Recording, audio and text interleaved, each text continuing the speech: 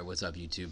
This is Chop Celery, and in this video I'm going to be reviewing my tricky Duelist build for an extreme difficulty run in the game GreedFall.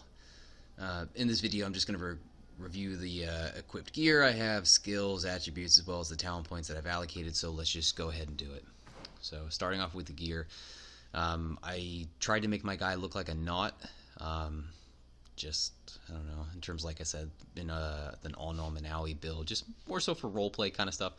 I do feel like they look like more like a Duelist, you know, kind of outfit, so just kind of fit the theme of the build. So I have on just a felt corn hat, excuse me, just a regular necklace that I have that gives me 10 healing points per second, so, and as well as a boost to elemental resistance by 20%. I'm not wearing a cape.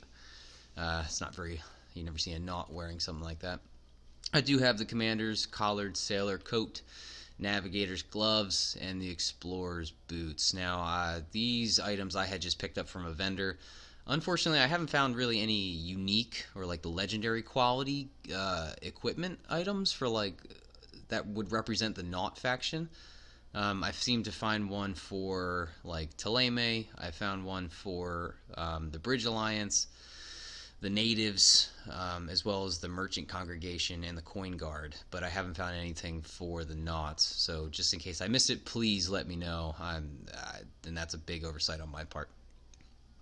But for my melee weapon, I'm using the light flamberge, and just with 384 physical damage, it's got a pretty fast move set. It's almost like a rapier, if you want to think of it like that.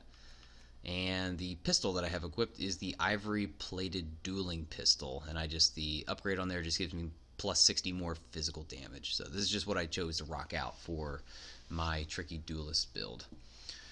Okay, so moving to the skills, I decided to start off as a technician archetype, which granted my character the use of one-handed blades, firearms, in addition to set trap.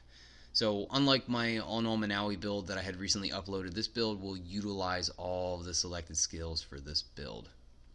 So this build was specifically created to have 3 offensive strategies while in combat. So essentially our melee weapon, our traps, and our gun is each going to pull their own weight in battle. So they're all viable to use, which I really enjoyed actually when I was just testing this out against the enemies in the coin arena.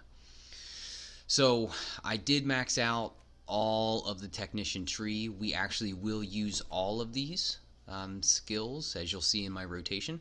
However, the majority of my damage is actually going to come from anointed weapons, in addition to setting traps.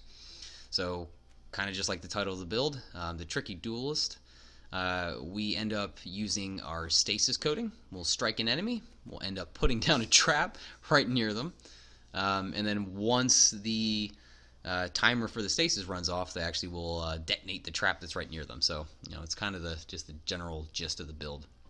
I have used file throw when they are in stasis after me using the stasis coating, but that hasn't been really my go-to for this build. I did unlock roll just because it increases the fury generation, as well as the damage from attacking from behind and fury generation when attacking an enemy from behind. So that's always good, especially in melee combat, just because our fury attack with our light flamberge, that's going to be basically a decent amount of physical damage that we're going to rely on. So with that being said, I did max out the single-handed blades, tree, one-handed blades. I didn't feel like I needed to go any further because I don't, just for the role-playing sake, I don't really feel like a Duelist is going to be wielding a two-handed long blade. So, but we'll move on to attributes. I maxed out both agility, which will give me more physical damage in addition to fury generation. So that's maximum of 5% and 50% extra physical damage. And then for the main part of our build, not only in terms of the firearms and me being able to use the pistol I have, but also the alchemical preparations, this just increases the damage by 50% in addition to the armor damage by 50%. So that's really is going to why our set trap and file throw is going to hit pretty hard against the enemies that we'll be going up against. Now, I could have played around with the other attribute points that I had. However, I just put them into endurance just so I could have a little bit more health and so 300 more health points in addition to 60% more balance. I don't know, just for survivability purposes, but I couldn't really justify going into strength, mental power, or willpower. For the talents, science, obviously, just because that's what our build is typically going to revolve around, making the alchemical preparations as well as the anointed weapon coatings, so as well as being able to craft my own bullets. So that's definitely a positive for that. Charisma is also good, just so that way you can have a boost to your companions. But vigor, that's another one. Just like I said in my other videos, just so I can regenerate health and mana outside of combat, so that's always useful. And take it what you will with craftsmanship, you know. In order to get the best upgrades without having to go to the new Serene blacksmith, you know, craftsmanship is definitely handy. So whatever really fits your particular play style. So, but without further ado, let's jump right into the combat. So I am, like my other videos, I'm going to be taking Afra with me and Kurt. And let's go and fight a large group of enemies. I guess I should also review that I am on extreme difficulty. So I'm not BSing you. So, let's go talk to this. We're going to do the 5th challenge, round 2. It is on extreme difficulty. So it'll be against a large group of enemies first, so I'll let you know what my rotation is actually going to be once we jump into it. So looks like we do have a full fury meter, which is good. We are going to buff our weapon with the stasis coating. I'm going to use a fury attack with my single-handed blade, which is going to deal damage, and it's going to apply the stasis to the enemy. I'm going to most likely from there, depending on how clustered they are, either roll away or roll forward, and I'm going to put down one of the bombs, whether it be an elemental bomb or a magic bomb trap, excuse me. So we'll put that down, and then we're just essentially going to systematically work our way, hitting every single enemy we can, and setting up mines throughout the whole battlefield. So that's kind of where my idea for a tricky duelist will come in, just because there's a lot of utility with this build, not only with my single-handed sword, the pistol that I'm using, as well as like using these bombs, file throws, traps. It's a well-rounded kind of build where it doesn't just focus on one aspect. So I'll tell you what, instead of me boring you to death by blabbing away, let's just go ahead and jump right into it. So we buffed our weapon, we will jump down.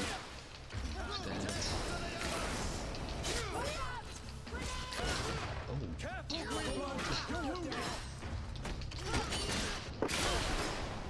Let's just go ahead and use the bomb. Things are about to get dicey. Ooh. Okay, so it wasn't anywhere near as polished as it could have been. So tell you what, let's actually let's do that again. Oh God, I'm messing up. Jesus. I don't need to.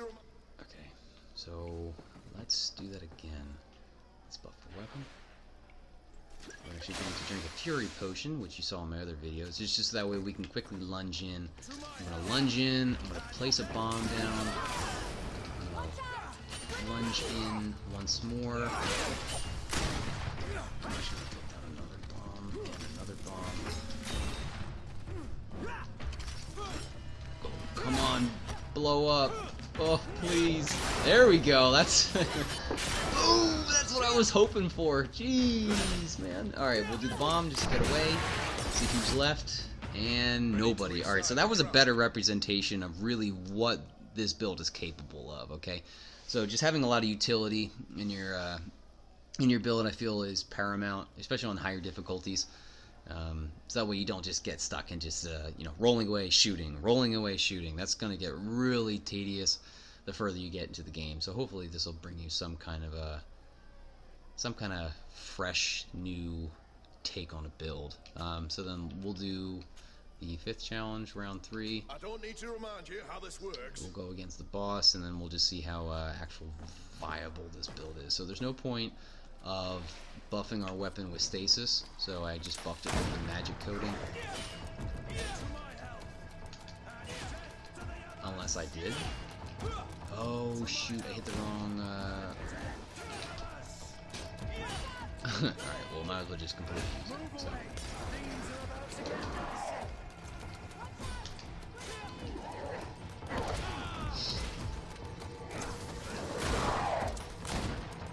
Shoot just a little bit.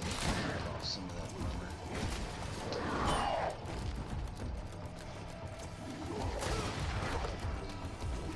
Weapon. Let's go ahead. Elemental damage. You saw 962. That's pretty good. Especially because we're attacking from behind.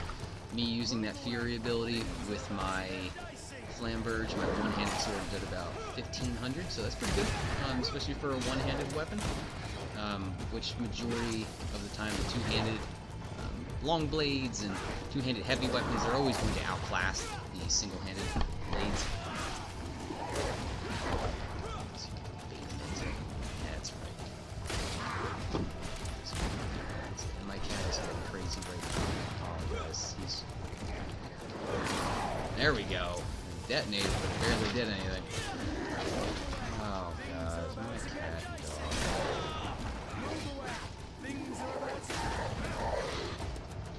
Ready to excite the crowd.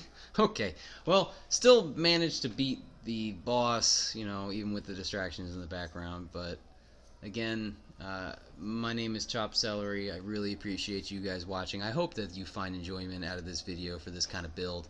You know, it was fun for me to try out, and I feel like it would just help those, you know, not get so stuck in just being a straight mage, a straight technician, or a straight warrior archetype / build. So feel free to leave me a comment, let me know what you thought, or if you have any other build ideas, I'm more than happy to entertain that. Alright, take care friends, bye bye.